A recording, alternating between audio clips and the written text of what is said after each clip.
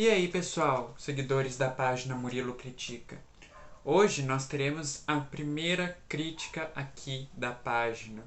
E ela será do filme Homem-Aranha Sem Volta para Casa. Bom, a primeira coisa que eu tenho para dizer sobre esse filme é que ele é fanservice total. Como assim ele é fanservice? Ele é um filme de serviço para os fãs. Como assim? Bom, eu já vou falar logo de cara aqui, sem muito tempo de enrolação, que o Tobey e o Andrew Garfield estão no filme, unindo 3 gerações de Homens-Aranhas. Só essa nostalgia aí é um serviço para os fãs, é um presente para os fãs. E o filme é basicamente não só voltado para isso, mas também pelo amadurecimento do Peter Parker do Tom Holland. Mas antes de chegar nos pontos principais do filme, vamos ao começo, né? Aos 40 primeiros minutos do filme. Os primeiros 40 minutos do filme são a continuação direta do Homem-Aranha Longe de Casa, onde é revelada a identidade do Homem-Aranha, o Peter Parker. E posto também, como título, o Homem-Aranha Assassino do Mistério. Porque basicamente foi deixado isso na sequência. E bom, essas consequências de um herói ter sua identidade revelada atinge basicamente todos os amigos e pessoas próximas ao herói. Mesma coisa seria se o Batman tivesse a identidade revelada, Superman, enfim, com o Homem-Aranha não é diferente. Quando a identidade dele é revelada, o FBI vai investigar, todas as acusações e começa a, interrogar os amigos próximos, ou seja, passar por toda por aquele interrogatório, entre aspas, com os amigos próximos do Peter Parker. Eu achei essa parte aqui do filme, esse iniciozinho aqui do filme, muito apressado. Eles fizeram muito correndo, mas eu entendo o porquê, pois eles tinham muita coisa para apresentar pro filme em si, serviço de fãs, cenas nostálgicas, mas essa pressa às vezes, não flui muito bem com o filme. Aí chegando nessa parte, para ele se livrar da questão jurídica do assassinato do Mistério, aparece ninguém menos que o Matt Murdock, o Demolidor da série da Netflix, interpretado pelo Charlie Cox. Esse é a primeira fanservice do filme. É o primeiro, meu Deus, uma aparição inesperada no filme. Exatamente isso. Que o Charlie Cox, ele entra num filme assim do nada, porque tu não espera a aparição dele naquele momento, e ele meio que resolve o problema jurídico. Aí tem um primeiro ponto negativo do filme, na minha opinião. Eles apressando o filme, eles apressando a participação do Charlie Cox como Demolidor, foi muito, não foi muito bom.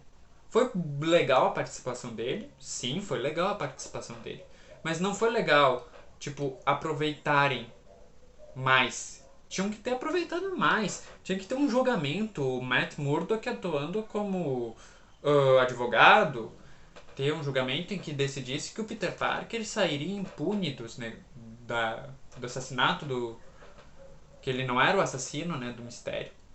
Eu ia dizer outra coisa, mas... Continuando. O próximo passo do filme, que eu acho que adaptaram muito bem, foi o MIT. MIT é uma faculdade nos Estados Unidos. Peter Parker terminou o colegial. Ele agora vai para a faculdade. Indo para a faculdade, já é outros 500, né?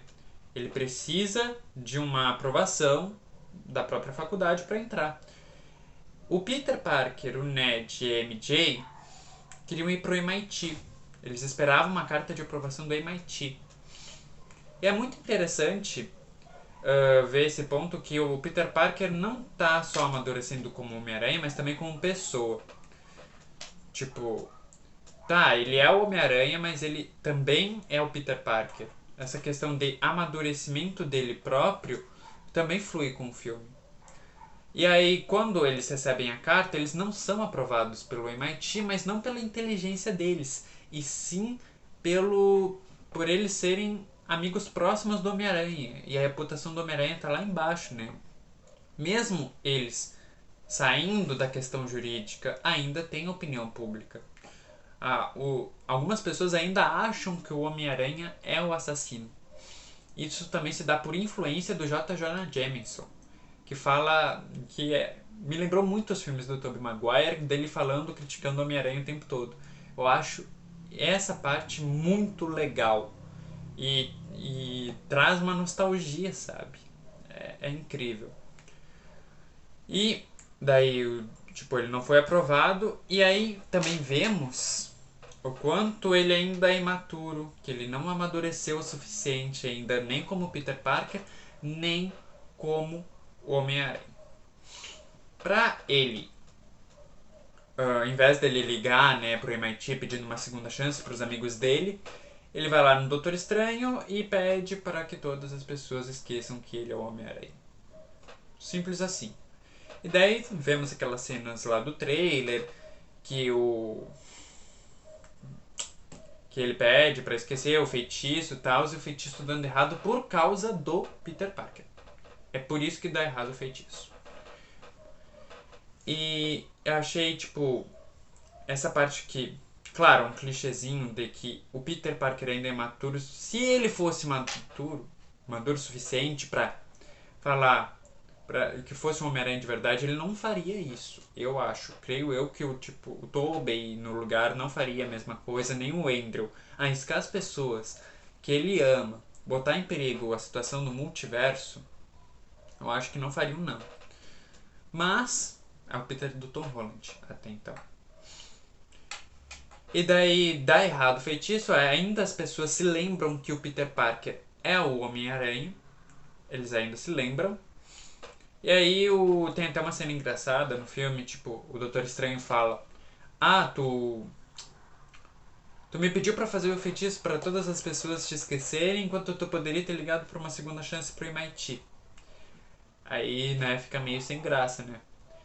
E daí eles pedem, o Peter o Tom Holland vai atrás da vice-diretora do MIT, que está numa ponte, indo pro aeroporto. Legal, né? Aí temos aquela cena da ponte no trailer, onde vemos a primeira aparição do vilão, Dr. Octavius. Alfred Molina como Dr. Octavius é simplesmente muito bom. Ele foi feito para esse papel. E nesse filme, quando ele retorna, ele simplesmente já taca ali a frase: o poder do sol na palma da minha mão. Referência clássica à frase dele em Homem-Aranha 2. Simplesmente isso, meu povo. Eu achei muito bom o retorno dele como Dr. Octavius. Eu não imagino outro ator no papel. Eu sinceramente não vejo. E cara, ele até pode ter voltado só pelo dinheiro, mas que foi bom a participação dele, foi. E daí, nessa cena da ponte, a luta entre o Homem-Aranha e o Dr. Octavius é simplesmente muito boa, não tem defeito. As cenas de luta, em geral no filme, eu acho que não tem quase nenhum defeito. E daí a gente vê que as garras do Dr. Octavius estão a todo vapor controlando ele. Não é realmente o Dr. Octavius que está controlando, é as garras dele. Tem toda essa questão que também já foi explicado no filme do Homem-Aranha 2, né, lá do Tobey Maguire. Acho interessante eles retomarem isso, para nós também sentirmos a nostalgia, o fanservice e simplesmente andar o filme, que nem eu chamo o andar do filme. Fazer com que o filme seja uma conexão. E daí, quando vemos essa luta, percebemos que o Peter Parker, do Tom Holland, vence o Dr. Octavius simplesmente pois as garras absorveram a nanotecnologia da armadura Stark, que o Peter Parker tem. E daí ele conseguiu controlar as garras do Dr. Octavius. Daí fica fácil, né, meu povo? Daí até qualquer um vai e vence o Octavius. E também nessa cena da ponte vemos uma coisa bem legal que eu tava com saudade de ver, que é o Peter Parker salvando pessoas comuns. Isso nos filmes da trilogia do Tobey, dos dois do Andrew Garfield, principalmente do Andrew Garfield, a gente vê direto isso. Ele salvando pessoas comuns que estão na rua. Acho isso muito bom, essa retomada de ideia, trazer a essência do Homem-Aranha de volta, dos clássicos, de volta pro atual, achei muito legal isso. E daí, nessa prenúncia da ponte, também foi mostrado nos trailers que teríamos Duende Verde. A aparição do William Dafoe interpretando novamente o Duende Verde. Cara, essa parte eles não tiveram uma luta, basicamente, por enquanto. Porque o Doutor Estranho teletransportou o Octavius e o Peter de volta pro Sanctum Sorento. E lá tem a prisão dos vilões. Que basicamente foi feita pra eles. Eu achei também essa parte muito legal, de que ter uma prisão dos vilões para eles se aguentarem por enquanto tá ok a ideia. E daí também quando eles são teletransportados para lá já tem um vilão preso também, que é o Lagarto, na forma obviamente de lagarto. E cara, eu não senti muito o Lagarto no filme, nem o Lagarto nem o Homem-Aranha. Um ponto negativo do filme que eu achei é que os atores só voltaram à sua forma no final do filme, quando eles são basicamente curados da maldição / dom deles. Quando eles são curados, os atores voltam. Eu achei tipo um desperdício do papel dos atores, da atuação deles, né? Um dos pontos negativos que eu achei do filme também. Mas, voltando, o Doutor Estranho pede ao Peter Parker do Tom Holland que ele casse os vilões, né? Os que estão por aí do multiverso. E o próximo que o Peter Parker acha é o Electro e o Homem-Areia. Um bônus, né? 2. Achar 2 é difícil. E daí ele tem uma cena de luta, o Homem-Areia ajuda o Peter Parker do Tom Holland pensando que é o Tobey Maguire, mas na verdade não é. Aí ele consegue prender os dois. E é estranho também, retomando o assunto do Lagarto e do Homem-Areia, que o Homem-Areia tá na forma de areia. Tipo, ele não volta a ser humano. No filme do Homem-Aranha 3, ele voltava. Só que daí fica uma dúvida, será que aconteceu alguma coisa com ele para ele não voltar à forma humana? Ou será que eles quiseram, tipo, descartar o ator durante o filme todo e só voltar no final? Se for isso, eu achei meio, né? Não foi muito bom essa ideia que eles fizeram. Continuando, um próximo passo do filme é que quando eles já tem 4 vilões, o Lagarto, Electro, o Dr. Octavius e o Homem-Areia. Estão todos presos lá no Sanctum Sorento. Só falta o Duende Verde. Faltando só o Duende Verde, temos uma cena, né, dele mostrando e exaltando ainda mais a atuação do William Dafoe como Duende Verde. Por quê? O Duende Verde, nos filmes do Tobey Maguire, principalmente, né, logo no iniciozinho, ele tinha um único defeito, que era a atuação dele com máscara, que não dava medo? Dava medo, mas não dava tanto que nem ele sem. Ele sem máscara, as feições do William Dafoe são muito mais tenebrosas e macabras que essa atuação dele com a máscara. E nessa cena onde vemos o William Dafoe sozinho num beco, vemos ele destruindo a máscara. Um confronto entre o Norman Osborn contra o Duende Verde. Porque o Duende Verde barra Norman Osborn tem duas personalidades, né? A personalidade vilânica dele e a personalidade de Norman Osborn em si. Isso eu achei muito legal, muito bom, na verdade, eles adaptarem isso de novo, porque é um papel dificulta ainda mais o ator, mas ao mesmo tempo não dificulta pro ator, porque o ator já interpretou aquilo dali. E ele já sabe mais ou menos onde é que ele tem que entrar, onde é que ele tem que estar, a atuação dele até que nível vai. Eu achei William Dafoe, sinceramente, ele poderia fazer o Coringa da DC facilmente. Ele poderia ser o Coringa do novo Batman, sei lá, cara. A atuação dele já tá em outro nível que eu não esperava ver assim tão na cara. E daí nessa cena dele quebrando a máscara, ele vai pro Fiest. É um centro de caridade onde a tia May trabalha. Ele vai pro Fiest porque ele vê no Fiest um cartaz do Homem-Aranha. E ele vai pedir ajuda justamente pro Homem-Aranha. Só que daí ele percebe que está em outro universo e que não é o Homem-Aranha do Tobey, e sim o do Tom Holland, né? A tia May liga pro Peter e o Peter vai lá em busca do Duende Verde. E daí vemos que essa preocupação, né, tipo, com a tia May, que eles são vilões, obviamente, tanto o Electro quanto qualquer um dali do grupo são vilões. Mas quando o Peter diz pra tia May que tem que mandar eles pra casa, custa o que custar, ela diz tem que mandar eles pra casa com vida, basicamente. Eles não podem, né, morrer. O Homem-Aranha não é um assassino. O Homem-Aranha não permitiria a morte, nem mesmo do Duende Verde, sei lá. Ele não faria isso. O Homem-Aranha não faz isso.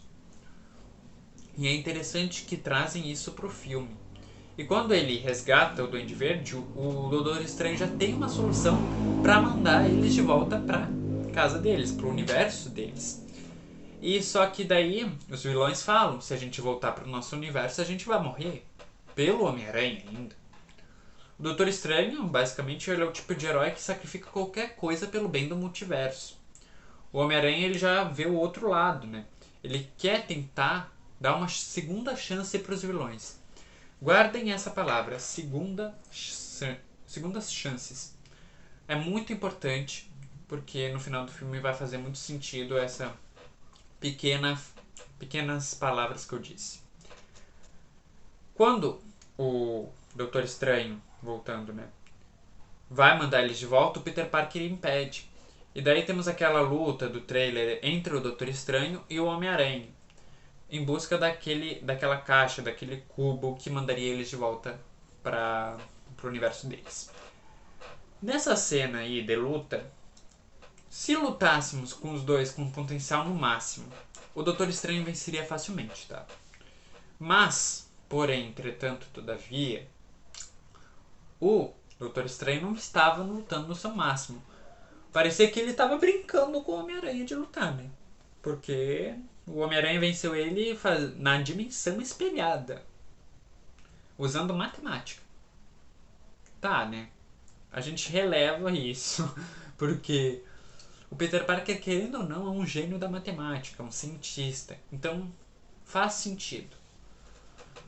Ele vencendo o Doutor Estranho, ele consegue pegar a caixa de volta e o anel do Doutor Estranho para ele se teletransportar usando os portais, né? E nessa cena ele liberta os vilões para os vilões acharem uma cura para eles próprios e voltarem para suas respectivas casas, seus respectivos universos. Porém, né, quando eles vão pro apartamento, eles conseguem curar, mas alguma coisa ia dar errado. Alguma coisa ia sair do fluxo da calmaria, né? Eles conseguem fazer uma cura pro Dr. Octavius, voltando o Dr. Octavius para o que ele era antes das garras, só que agora com o domínio das garras, ou seja, um Dr. Octavius do bem. Eu achei essa mudança assim de personalidade do Dr. Octavius muito boa. mas meio que descartou ele do resto do filme. Meio, mais ou menos. Depois no final ele volta. Mas eu achei, tipo, ele sumiu basicamente durante uns 30 minutos depois disso, né? Meio estranho, mas continuando. Depois que eles conseguem curar Octavius, eles fazem uma cura pros outros, né? Só que temos daí o Sentido Aranha atuando.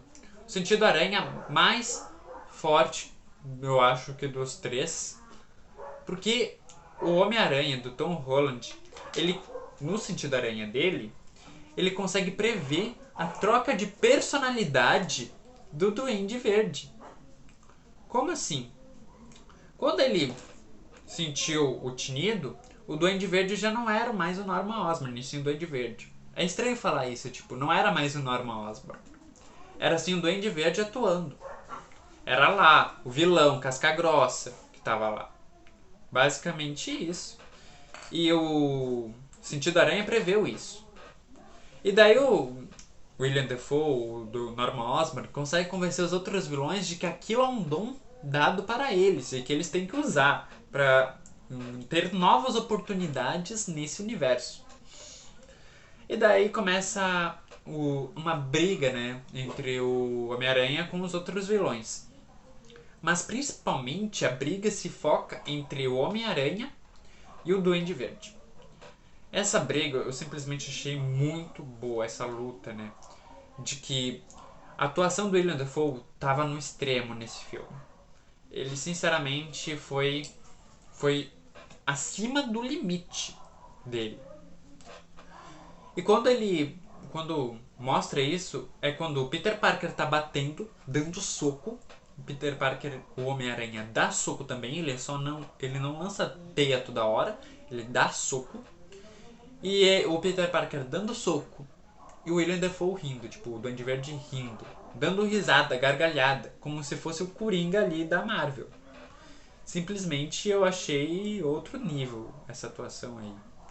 Incrível, cara. Se alguém fosse ganhar Oscar nesse filme, seria o William Dafoe como Duende Verde. Seria isso. E aí quando temos nessa cena de luta uma cena também meio que necessária e triste. Pois o Duende Verde mata a Tia May. Sim, ele mata a Tia May. E quando ela morre, ela lança a frase pro Peter Parker: com grandes poderes vem grandes responsabilidades. Bom, eu não gostava particularmente dessa Tia May. Depois que ela disse isso, ela já elevou um pouco o nível. Já tá um pouquinho acima das outras. Mas tá bom, né? Temos aí a primeira, que eu diria, grande perca do Peter Parker. Porque ele perdeu o Tony Stark, mas não foi como perder a tia dele, né? E cara, daí que eu vi que o Peter Parker do Tom Holland vai amadurecer. Quando a tia May morreu, ele só pensava em uma coisa: vingança. Mesma coisa quando o tio Ben do Tobey Maguire morreu. Ele só pensava em vingança. E aí temos uma cena uma cena épica, né? Vamos falar assim. Que o Ned e a MJ estão procurando o Peter do Tom Holland. E o Ned tá com o anel do Doutor Estranho. E ele, tipo, faz assim: eu quero achar o Peter Parker. Daí abre o portal e quem sai é o Peter Parker do Andrew Garfield. Gente, o cinema foi a loucura nessa cena. Simplesmente os berros foram ensurdecedores. Eu fui na estreia e eu fui por experiência própria que esse nível assim eu não vi no Ultimato.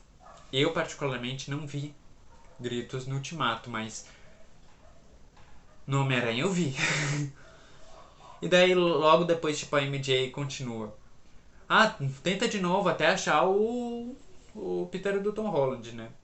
Daí ele vai de novo e quem aparece dessa vez é o Tobey Maguire. Gente, Muita gente teorizando, né? Como é que eles iam aparecer, mas ninguém imaginava que seria o Ned abrindo o portal e entrando os Homens-Aranhas. Ninguém imaginava. Ninguém. E daí, esse momento em que eles chegam é um momento que eu achei que não poderia ser em outro momento. Eu percebi que, nesse filme, a aparição dos dois foi no momento certeiro. O Peter Parker perdeu a MJ. O Peter do Tom Holland perdeu não perdeu a MJ, meu Deus! Perdeu a Tia May. Perdeu a Tia May, calma. Perdeu a Tia May. E aí, nisso, alguém tem que aconselhar ele. E a MJ e o Ned não são suficientes para isso. Tem que aparecer o Tobey e o Andrew para ajudarem ele a superar. E daí nós temos o momento mais fanservice que eu achei do filme, que é cada um dos Homens-Aranhas falando sobre suas percas. O Andrew falando que perdeu a Gwen, o Tobey falando que perdeu o Tio Ben, aí o Tom Holland falando que a Tia May falou que com grandes poderes vem, aí o Tobey completa grandes responsabilidades, com grandes poderes vem grandes responsabilidades, a frase geral. E cara, não tem outra sensação nesse filme. Sabe? É muito bom esse filme. Tem que assistir. Tem que assistir esse filme só pra entender a sensação dele. Aí continuando, temos uma cena em que os três estão trabalhando na cura dos vilões, né? Pra dar uma segunda pra eles. Pra todos eles. O Tobey Maguire fala, né? Aí o Peter do Tom Holland, tipo, fica meio assim. Tá, e o Duende Verde eu posso matar? Basicamente isso. E o Peter do Tom Holland, ele fica com vingança até a última luta do Duende Verde. E esse ódio dele meio que afetou a dramatização do filme. Ficou um pouco mais... Não digo tão pesado, porque não foi pesado o filme, mas eu digo que foi pesado o ar quando tu via um Tom Holland lutando. Sim, tu via que ele tava dando porrada no Duende Verde porque ele tava com toda a raiva dele. A atuação dele nesse filme também foi muito boa. E aí, você lembra que eu disse para guardar a palavra segundas chances? Pois é, o lugar onde eles vão lutar contra os vilões é nada mais nada menos do que a Estátua da Liberdade. Um lugar para segundas chances. Segundas chances para quem? Para os vilões, para o Tobey e o Andrew voltando a atuar como Homem-Aranha, e para o Tom Holland se redimindo da imaturidade dele como Homem-Aranha e se tornando um Homem-Aranha maduro. Aí a gente percebe, né, que o lugar não poderia ser outro. Não poderia ser outro mesmo. Até nisso eles pensaram. Até no lugar de luta, um lugar de segundas chances, dá pros atores de interpretar novamente os seus personagens. E pensando nisso, né, a gente fica até meio que, nossa, não poderia ter sido de outra forma. E não poderia ter sido mesmo. Aí nas cenas finais eles começam a curar os vilões. E temos a... como é que é? A aparição do Duende Verde. Eu vou pular direto pra aparição do Duende Verde.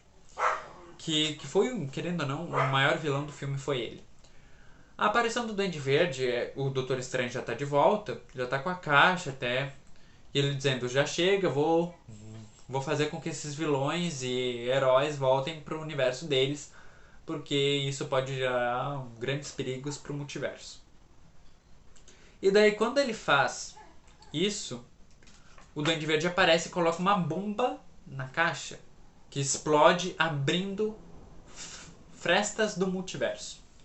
E daí começa a descontrolar, porque todas as pessoas que conheciam o Peter Parker iam parar naquele universo.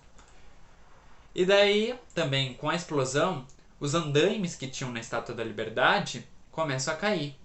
E nisso temos aquela cena em que a MJ tá caindo. E o Tom Holland é verdadeiramente ele que vai tentar salvar. Mas daí o Duende Verde pega justamente ele. E quem salva, na verdade, a MJ é o Andrew Garfield. De uma nota 0 até 1 bilhão nessa cena, eu daria 1 bilhão. Porque quem olhou o Espetacular Homem-Aranha 2 sabe do que eu tô falando. Uma redenção pro Peter do Andrew Garfield, que não conseguiu salvar a Gwen, ele conseguiu salvar a MJ. Foi basicamente uma referência direta e uma emoção direta pros fãs.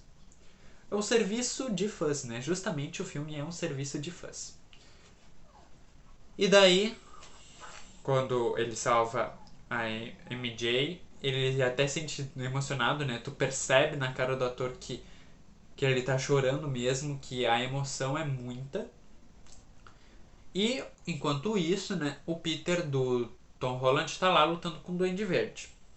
Essa cena de luta, nós percebemos que o Tom Holland está mesmo querendo matar o Duende Verde. E ele basicamente vai fazer isso. Só que daí, quando ele vai tentar matar o Duende Verde, nós vemos que o Tobey Maguire impede que ele mate o Duende Verde. Porque, querendo ou não, ele se sente culpado pela morte do Duende Verde, o Tobey Maguire, no universo dele. Ele matou o pai do melhor amigo dele. E ele se arrepende muito disso. Então, ele meio que... Não, tu não vai fazer isso, porque nós somos os Homens-Aranhas. E nós não matamos ninguém. Basicamente foi essa a frase, a cena sem diálogo, mas se fosse para ter uma frase, seria essa, eu acho.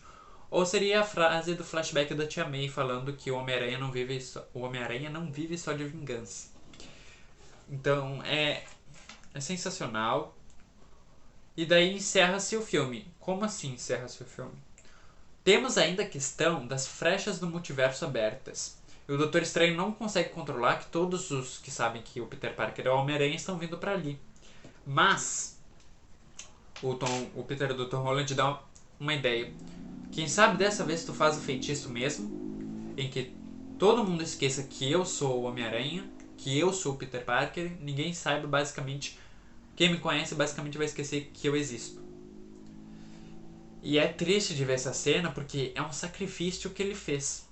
Ele deixou de lado a MJ, o Ned, basicamente todas as pessoas da escola dele. Todo mundo foi esquecido. Pensando pelo lado do Tom Holland, é muito triste.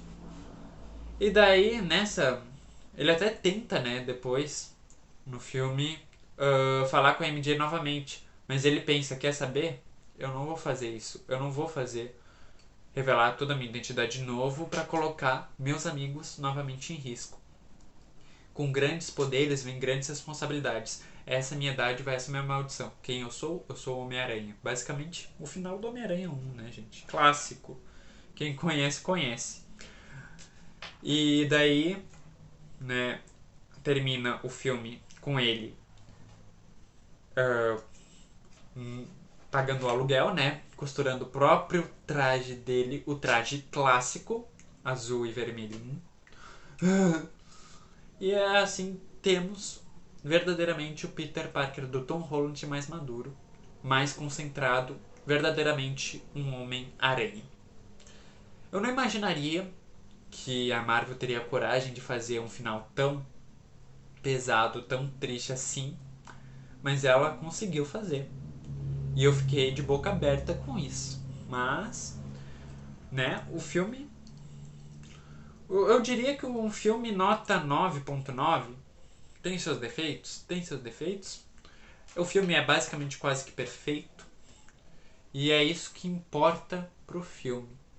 Toda a trajetória, desde o Peter Parker do Tom Holland imaturo, para até chegar no verdadeiro Homem-Aranha que ele é.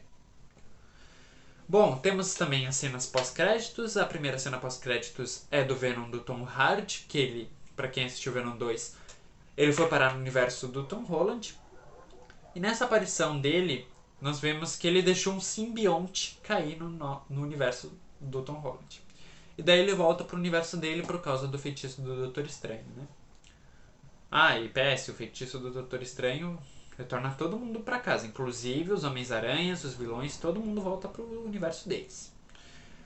Aí a gente fica a dúvida, né? Será que vai ter um espetacular Homem-Aranha 3, um Homem-Aranha 4 do Tobey Maguire? Não se sabe ao certo. Tomara que tenha, porque deixou muita ponta solta. Eu queria ver essas pontas soltas sendo concluídas. E a segunda cena pós-créditos é basicamente o trailer do Doutor Estranho 2, que já está na internet para quem quiser assistir. Bom, eu vou terminando por aqui, pois né, já estou prolongando muito esse vídeo para uma primeira crítica. E eu quero que vocês deixem as curtidas, os comentários, o que acharam, a sua opinião sobre o filme e compartilhem nos stories. Vai ser muito importante para a divulgação da página e o crescimento dela. Muito obrigado, valeu!